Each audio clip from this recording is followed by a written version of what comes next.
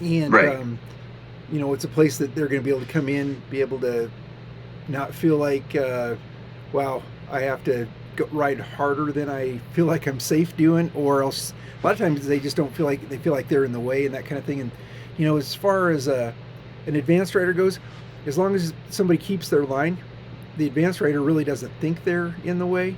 But I do hear that all the time from people that are beginning riders. They just say, I felt like I was in the way, and it's like, well, as long as you keep your line, keep your line, don't pull over in front of somebody, you're really not in the way. But to kind of get around that, that's one of the things that we're going to be implementing is just a beginner's practice as well. And then I think we definitely will be, advertising that a little bit, that, we want to do some mentorship, because that's one of the big things that I think I see that motocross doesn't have that a lot of other sports do, is you have somebody that comes in, takes you and says, hey, I'm going to show you the ropes here. And Right. that's something I think we're going to start taking a very active role in. That's a great idea.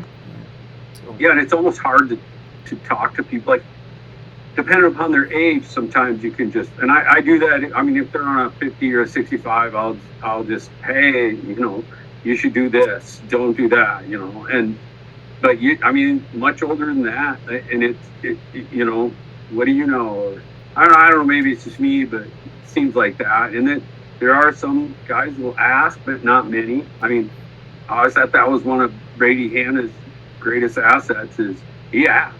Like, right. He was asking a lot of questions, and then you tell him something and he would do exactly what you just told him to do. So, but no, I don't think a lot of people are getting that. And it's kind of like when I'm teaching machining in the shop, like, safety is so important.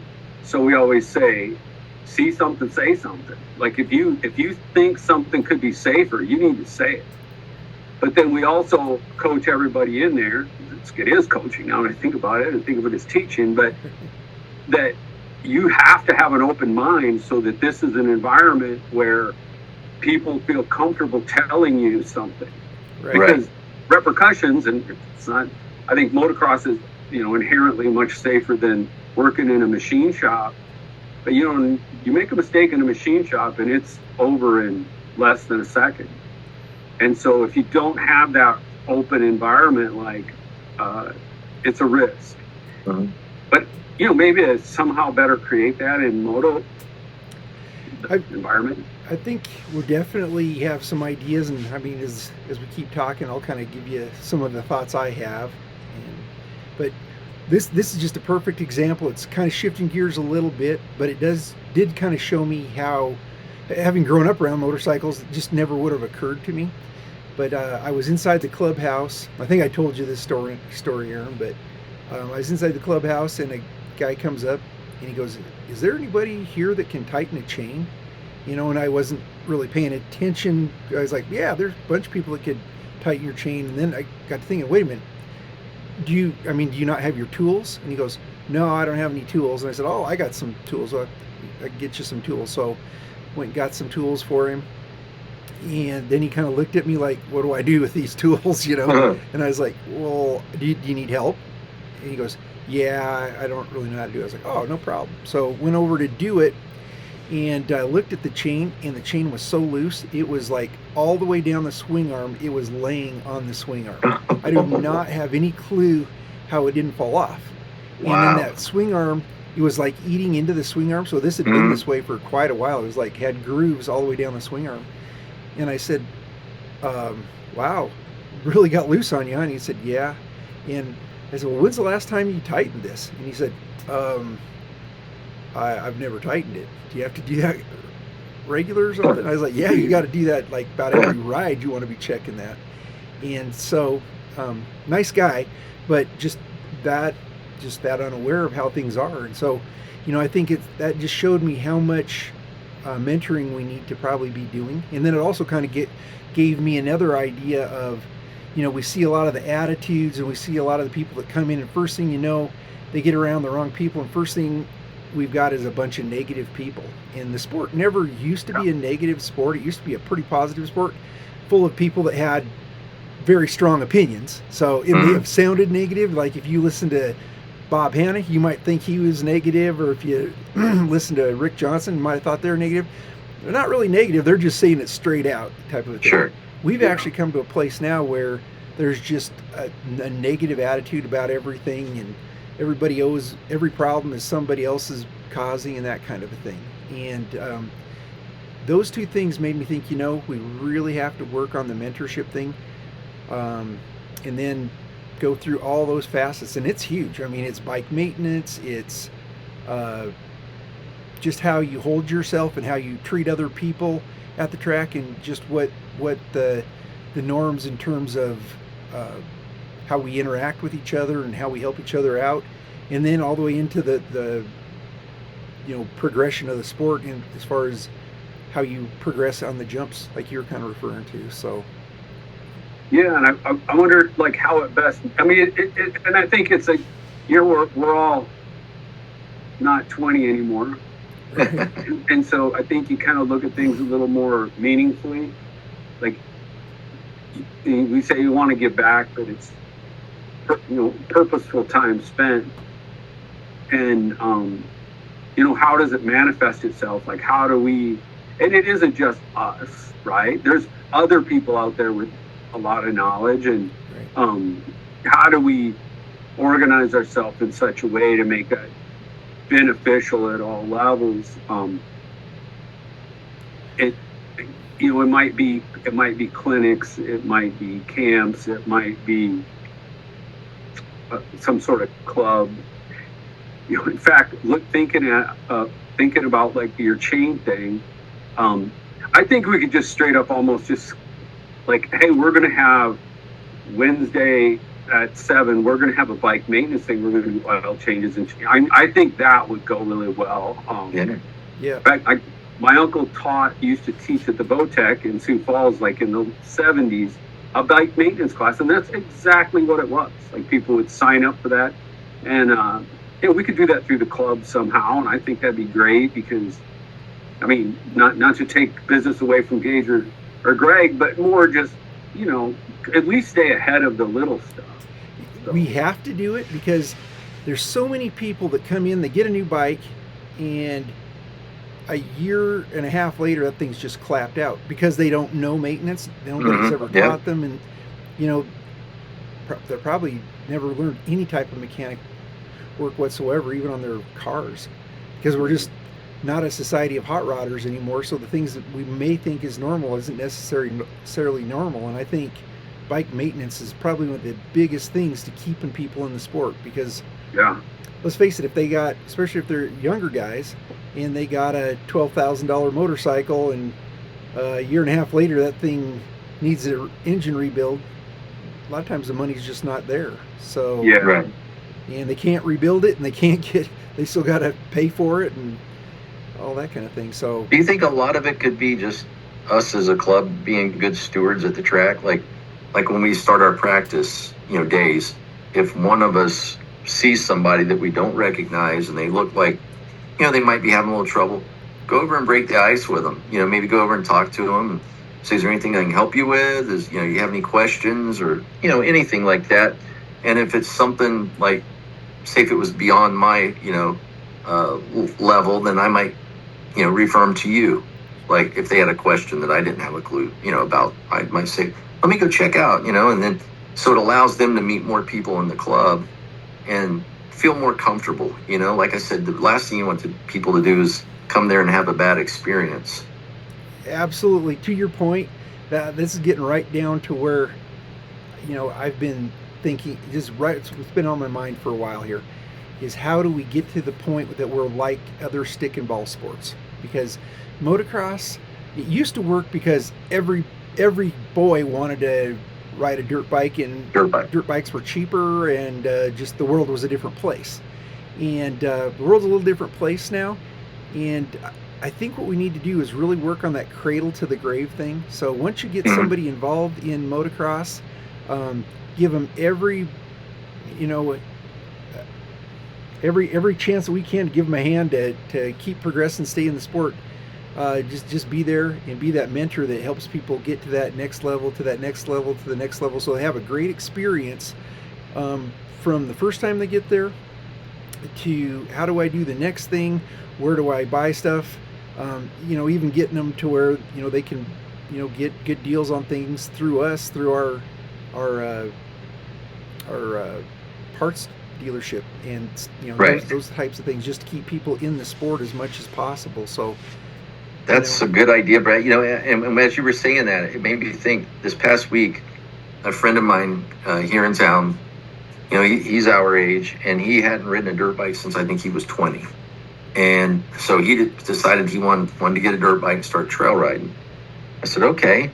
And so he asked me to go. I said, all right. So I show up at his house. We unload the bikes. And he comes walking out. He's got a bicycle helmet and a pair of overalls and some hiking shoes. And I very respectfully told him, I said, man, you got to get you a helmet, buddy. He goes, bicycle helmet. I said, no, it's not going to protect you like a motorcycle helmet. Right. And I said, and I showed him my boots that I had on. I showed him my pants. But just what you were just saying, just little things like that, so that people, thank God he didn't show up to a track like that, Right. But I think it's up to the club, and and you've raised half these racers, Brett. I mean, if you have a younger guy that's having that trouble, it might be good to go over to one of our, A riders or B riders and say, hey, can you go over and give that kid a hand, over there, because you're the fastest guy on the track, obviously, and he might look up to you a little bit more. Right. So if we could do that as a club, I think it'd go a long way. Yeah. That's an interesting way to put it, because I think about, I was kind of mulling over all, putting that together. And Brett, you mentioned the stick and ball sports, and just like your point, Chip, to like, they might have a little more respect for this other guy. And, I wasn't a baseball player, but my boy and my grandson, like, they're baseball players. And we go all these places, and just like the input thing is so natural. But my older boy, Robert, he tells people stuff all the time. Like, he doesn't know them, and people don't even know him. They might, if some people knew him when he was playing a lot, but he just we could be walking by a game. He doesn't know anybody there. He'll see a kid doing something. He'll just come up and just tell him, swing down, you got to keep this, whatever it is. And it's just so different in that sport compared to what, you think, because I think about like there's a lot of guys. I mean, if there's 50 guys on the track, there'd be 40 of them. If you went up and told them something, no matter what it is, they're going to be insulted. Right. You know what I mean? Yes.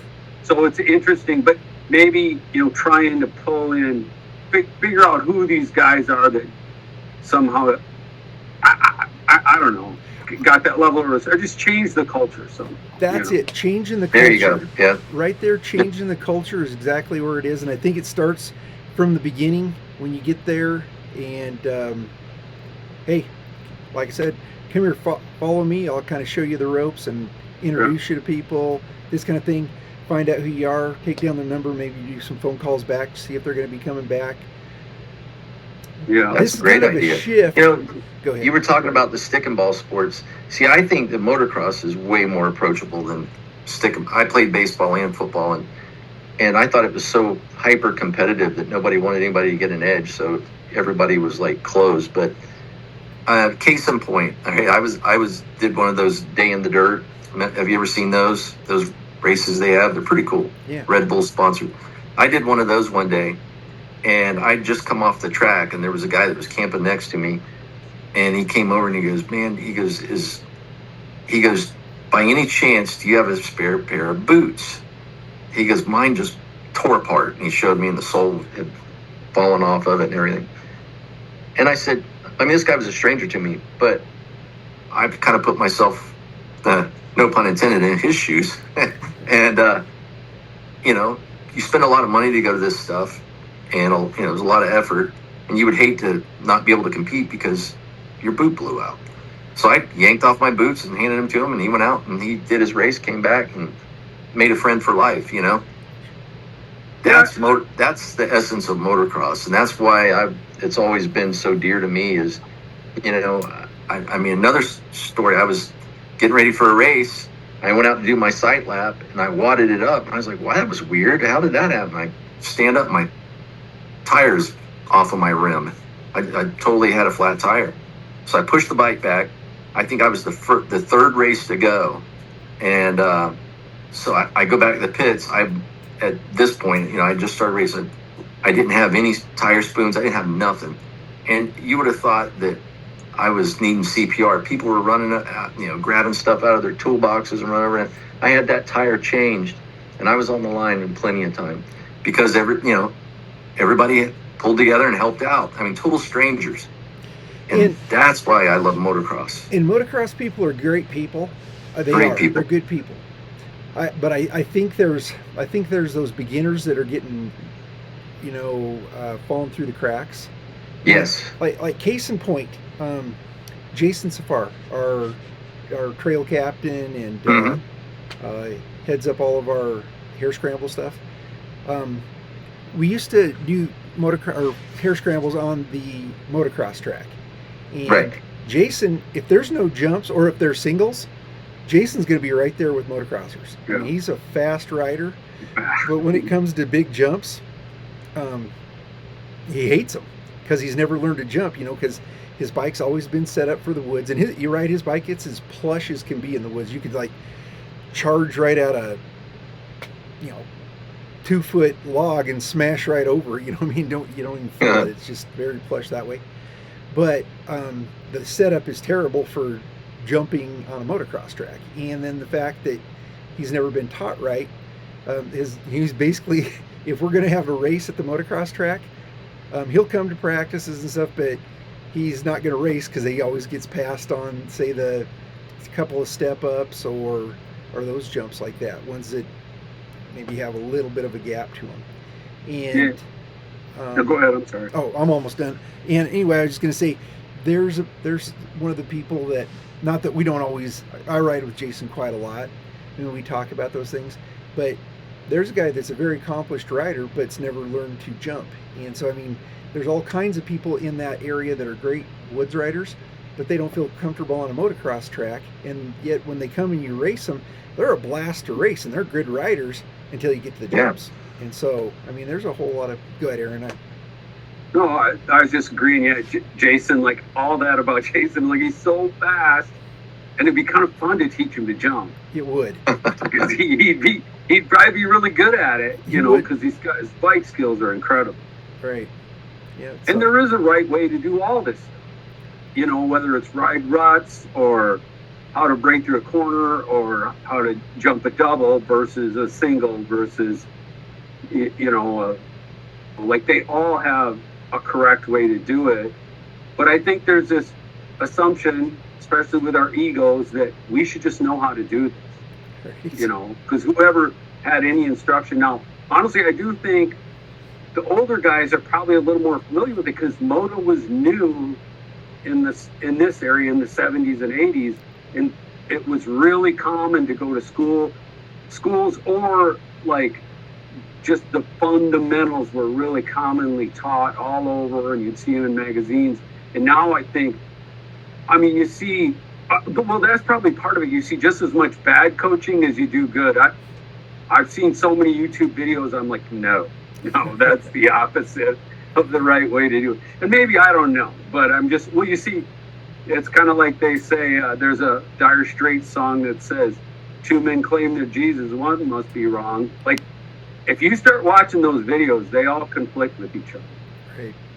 But anyway, it's a little bit like teaching machining, taught a couple thousand kids to machine. And there's the two sides. There's all these guys that they think they know what they're doing, but they don't. It's there's a right way to do it, not just what you figured out. But the most common is guys will come up, young men will come up and apologize. Sorry, I don't really know anything about this. And I'm like, well, that's good, because otherwise I wouldn't have a job. It's that's why I'm here. But I always thought, do you go to your first day of algebra class? Oh, geez, I'm sorry, I don't know anything about algebra. But I think machining, it's one of those slightly macho things like dirt bike. We should just know this, right? Weren't we just born with this ability to ride dirt bikes? But the answer is no. There is a right way to do it. So, Well, and I think you see it with guys our age all the time. I mean, on one hand, yeah, guys our age are very, uh, they want to know because bikes have changed and motocross, the sport's yeah, changed so much. And we've been a generation where, you know, with the bikes we're riding now, we could go back to um, like the early 80s and we could actually compete on the nationals yeah, and probably yeah, win, you know, just yeah, with because things have changed that much and just you know the general knowledge that's been passed down has changed that much. But then also, you know, you kind of like you said have that bravado thing where um, well, I've been doing this forever, so I can't be doing it wrong, I know everything. And it's like uh, all it takes is just a little bit of looking around and it's like everything I knew last year, all that's changed. You know what I mean? Because we're learning right, so many things every year now. I mean, the general dynamics are the same, but we're learning so many things every year about how to stand on the bike, where your knees need to be in relation to the pegs, how you your back slope, all those things that you know we kind of discounted before. So, I mean, it's Have you ever always watched at the races though, like the starting line, like at the gate? You look at the younger guys, and you don't see them talking and bantering and with each other. Now, like our age group, I go up. I mean, by the time the gate drops, I would know how many grandchildren they have and where they we get up there and we talk and even after our race, I know, like with Bill Stewart, I went over, introduced myself, and really nice guy, and talked to him, and he's fast, and he was giving me some tips and stuff. And I wonder if the young guys would benefit from something like that, where you make it a little more relaxed, to where they don't feel like we're all going to be the next Jet Lawrence, so we got to be so focused on to me it kind of is taking some of the fun out of it. It's like, talk to each other. You have a common interest. We all love dirt bikes and stuff. Who knows? You might make a best friend. well, I can tell you well, this: in the A class, the younger guys and the older guys who are in the A class, everybody's got their game plan. So I know there's people that's their whole thing to get in everybody's head is to get in those people that are concentrators to just be joking around with them and then they're just not ready for the race. There's those people. I mean, there's a lot more when we talk about the chess and poker playing that goes on in motocross. When you talk about the younger guys and especially the fast classes, there's a whole lot of that going on. And you got the guys that well, like Kelly Kurtz, guy's always been fast, but 2 or 3 years ago, and he's always been one of those guys that's really concentrated before the race. Well, I don't know, it was probably like 4, maybe 5 years ago now. He came to race one of the rally races, and it was the vet class, and we're all lined up there, and he hasn't changed. I mean, he was just, people were talking to him, he wouldn't talk, and if he did, it was just like, and I mean, he flat out got the whole shot and took off. But it's one of those things that I think everybody's different and how they prepare for that race is different, and then also how if somebody's fast, like Seth, my son, he likes to joke around, and so yeah, that'd be one of the things Seth would do is just be like joking some of these people because he can joke around and be concentrating at the fast, same time. yeah. And so the sport's super dynamic that way. it's kind of funny you mentioned that people don't change, because I remember, I mean, I raced with Bill Stewart a lot back in the 80s and early 90s. And then I didn't moto for a while, I don't know, 10 years, something. I was hair scrambling and practice riding and this and that. But I didn't race any races until then I joined the Gypsies and I just go out for a practice, and I'm following this guy on a Kawasaki, and I'm like, oh, there's Bill. He didn't have a number. It was a Kawasaki, never ridden cows before, but it's like, yeah, their riding style so accurately. But yeah, it's funny how that is, and it doesn't change. Right. But and I'm the same way. It's like, I don't know, man. Like, I guess like I'd stay pretty chill before the race, but then once you're in the race, like it's 10, you're there. Right. So, but yeah, Seth is like that totally. He's on the line, pissing around, and you think he's gonna miss the gate because he's. I've never seen Seth. I've never seen him race. He's so fast. I know. That's what I want to see. Yeah, he's crazy. Hopefully fast. this year will be coming back. Oh, good. They, my brother-in-laws, they were both pretty fast, and this is when we were, young vets, say 25 plus, and then into 30 and 35 plus. Both of them smoked, and they've quit now. But I have no idea how they would do this. We'd pull up to the line. Those two, we'd always line up, so we were going to have a brother-in-law's battle kind of thing. I'm just one of those that kind of puts on my game face, and I talk a little bit. I'm like looking at everything, calculating everything, and I'm just like, all right, I'm ready. Kind of more like a Tomac kind of thing. I'm thinking about what I'm going to do. Those two are talking about everything but the race, smoking their cigarettes. And the gate's going to drop like in 2 minutes, and they're just not, and gate dropping, they'd be on it. So I don't know what it is, that dynamic, that everybody's got a different way of preparing. But yeah, that one always got me, is just like, quits. This is back when smoking was normal, so they're smoking, and it's just like, I don't want to be breathing that crap right now, when I'm trying to race. I kind of think. Well, I know how to get in your head now. Yeah. Yeah. Right. I'm gonna pull up right now. I'm gonna gate right next to you. I'm just gonna start this long conversation. I'll be clapping my hands, making sure you're paying attention. Yep. Well, it's funny. I raced a couple of times. He's a little younger than me, and we were in the vet. I was in vets by then, but Todd Christensen, and he smoked like a stack. And I just never, dude, how do you do that? Like to say it'd be minutes before we were going to launch, and he's puffing on a heater.